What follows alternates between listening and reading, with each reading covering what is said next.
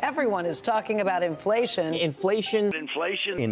When it comes to inflation, is the U.S. becoming like Turkey? The bad news, when the numbers are adjusted for inflation, workers are actually making less. And world inflation may replace COVID as the most pressing issue next year. Now, new numbers tonight showing inflation now at the highest level since 1982. What is inflation? Allahu Akbar. The price of chicken increased from 9 ringgit per kilogram to 10 ringgit 50 cent per kilogram in just one day. Subhanallah, how can that happen in just one night? It must be hard for everyone to get their needs and wants as the price get higher in short period of time. Inflation must be the reason behind all of this. Inflation? What is that, Amir? Inflation is the rate of increase in price of goods and service in the market due to economic reasons such as high demand over less supply. This situation must be affecting the citizens of Malaysia, as their stagnant minimum wage can definitely not accommodate the increasing prices in their monthly expenses. Exactly, Amy. It not only affects us as the consumers in the economy, but also suppliers who are firms will also be affected as the quantity of goods and services they can provide in the market, as the prices of the sources and the raw material used in production increases rapidly due to inflation. Shukran, Amir and Nadib. I can now understand what inflation is and how it is affecting our country's economy. The effects are really bad. No wonder Islam provides regulation and frameworks to combat inflation. He declares 3 times in the Quran. Listen to the words. وَلَا تَبْخَسُ النَّاسَ أَشْيَاءَهُمْ. Do not do this. My 1 month is now reduced to 2 weeks. Do not diminish and make less the value of people's property, people's labor, etc. That is haram. It would have become clear. My loss was somebody else's gain. If this keeps on going on, I'm going to be enslaved. That's what they're doing. Fighting over popcorn. Inflation is not a new phenomenon.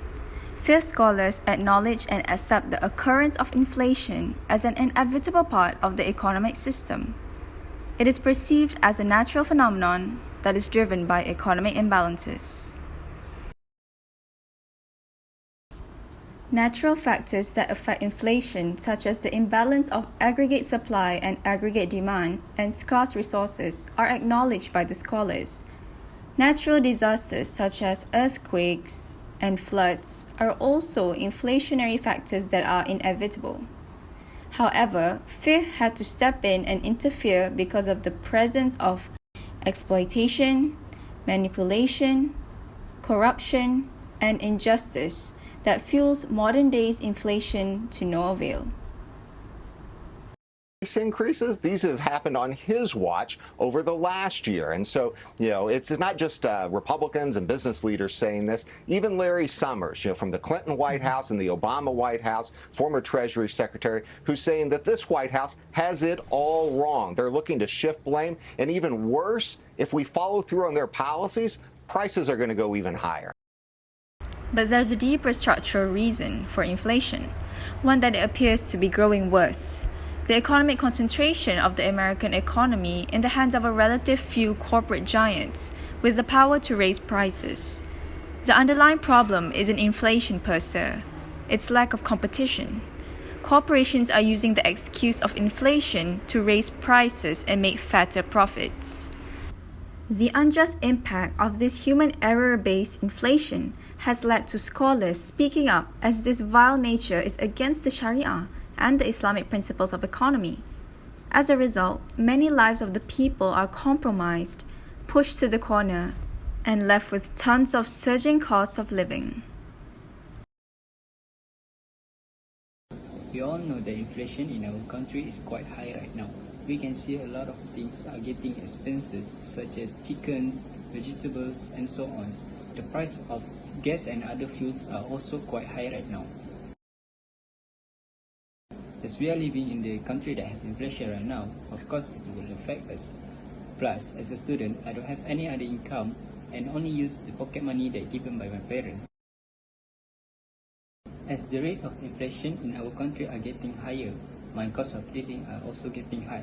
Let's say before this I can buy a bread from gardenia for 4 ringgit, and right now as we are having inflation, the price of gardenia bread are 4 ringgit and 70 cents. Inflation has affected a lot of communities in our country, especially households. As the price of the product increases, the cost of living in household also increases. But how actually does it affect the community cost of living? Inflation and cost of living are two different things. Inflation is when the cost of goods and services rises. The buying power of consumer will decline. While the cost of living is the average cost of an accepted standard of living, including food, housing, transportation, taxes, and healthcare. When the price of basic needs increase, it will increase the cost of living. The higher the rate of inflation in one country, the higher the cost of living there. We can say the higher price of food, gasoline, and utility costs mean less money for saving or discretionary spending. As a result, people buy less, switch to cheaper substitutes, or shop more attentively for deals. When inflation rises, the purchasing power of money is reduced as consumers will need to fork out more money to buy the same quantity of goods and services. To measure the purchasing power in the traditional economic sense, we can compare the price of a good or service against a price index such as the Consumer Price Index, which is CPI.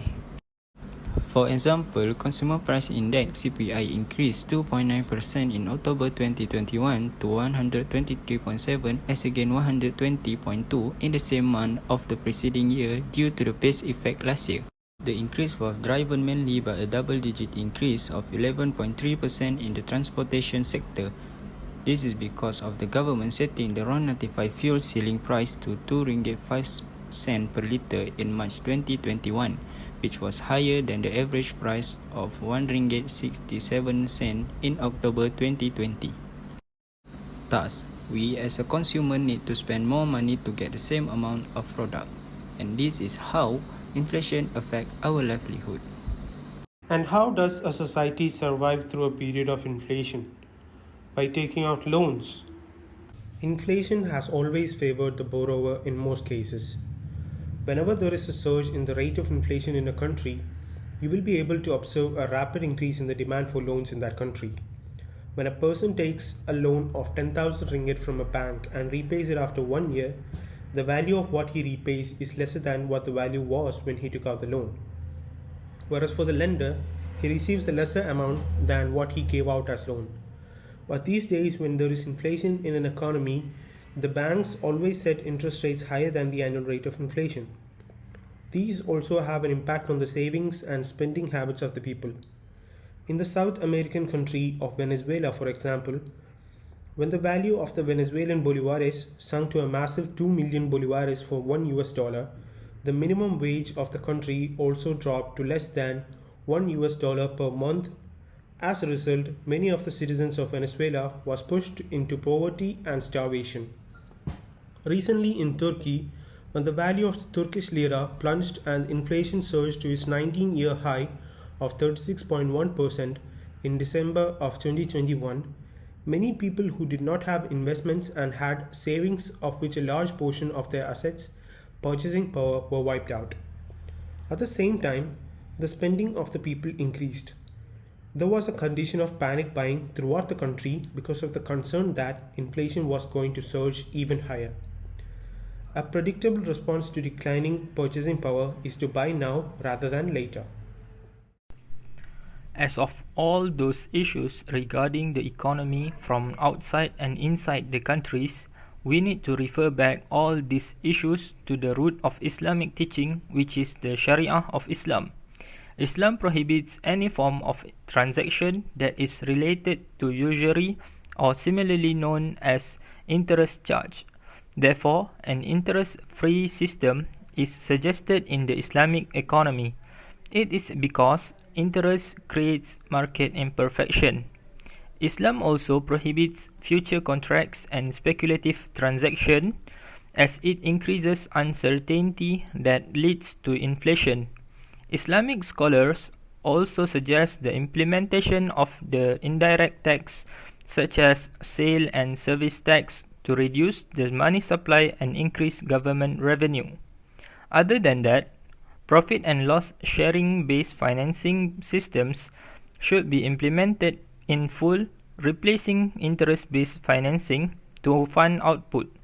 Thus, the Islamic economy may reduce speculative demand for money while increasing its stability. Islam considered money as a medium of exchange that contributes to purchasing power. The monetary policies of Islamic economics are almost similar to capitalism. But in Islamic economics, economic well-being is more important than a high rate of economic growth. As Quran chapter 25 verse 67 says, resources need to be used moderately. Another possible solution is to impose zakat. It is categorized among the 5 pillars of Islam. Islamic fiscal policy is primarily based on zakat. Zakat affects the society's income distribution and increases the marginal propensity to consume of poor and needy plus the purchasing power. Zakat is included in Islamic teachings as it stimulates wealth distribution. This is the opposite of the concentration of wealth in a conventional system. How does Islamic economic system differ from its conventional counterpart? Islam aims to uphold justice in commercial activities, whereas the conventional system is heavily impaired with corruption.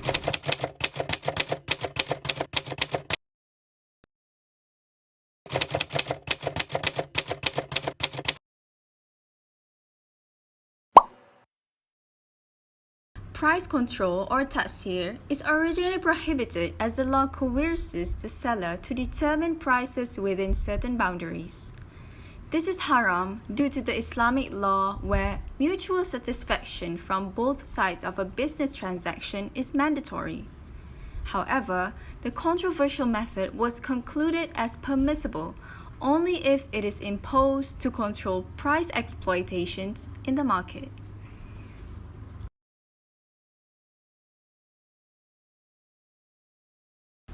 Now, what is indexation? Indexation is an adjustment made to price, salary, social benefits, and loans to counter the impacts of inflation. Indexation acts as a compensation for the loss of monetary value due to inflation. This method is deemed beneficial to uphold the parties that are affected by inflation. However, the application of indexation on loans is strictly prohibited in Islam. This method protects the creditors and sacrifices the debtors. Why should debtors be responsible for the loss of monetary value that banks have to suffer from? The conventional system is flawed due to the unethical and capitalistic framework that is rooted in our authorities and institutions. As we all know that inflation brings harm to our country economy, it is all now in the hands of our government to solve this problem. High rates of inflation need to be contained to ease the burden of people in poverty or individuals with financial problems. It is because these individuals are affected more by the increase of prices in the market. Even as the government come up with their policies to deflate the economy, it is hard for the job to get done as long as there is a barrier to overcome the inflation. So, what are the barriers to overcome the inflation in our country? Starting with the main problem, how the government set up a budget for its expenditure toward the development of the country. In the economic cycle, the way the government spend to stimulate the economy is important because they are the one with power to control any form of business and transaction. However, when the government overspend, it does more harm than good to the economy. Fiscal policy to solve inflation stated that government should cut down their expenditure to bring down prices in the market. Doing the opposite as the result of good development will boost up the prices even more. Prophet Muhammad ﷺ had said, "Hand above is greater than hand below, hand above is the giver and hand below is the receiver." Sahih Muslim. The hadith encouraged us to give more in life as the government does the same as they provide more public facilities, goods and services. Hence, it is difficult for the government to cut down their budget, and it became one of the challenges to fight inflation. It is sad to hear that there are many consequences from inflation, especially towards the poor people. Do you think our country can stabilize the economy? Sure, it's possible to have a stable economy, as inflation is not a new thing. The government may implement values from conventional and Islamic economy to build a system that can benefit everyone. However, we need to understand that there is a barrier that needs to be overcome first, which is the way the money is managed by the government and the society. It's true, Musa. As a Muslim, we are recommended to be moderate in our spending. We also should always give zakat and alms to the poor people to help them to have a better life. By giving zakat, we can lower the income inequalities and poverty rate in this country. It also corresponds with the Sustainable Development Goals set by the United Nations to have a world with zero poverty, reduced inequality, and responsible production and consumption by the year of 2030.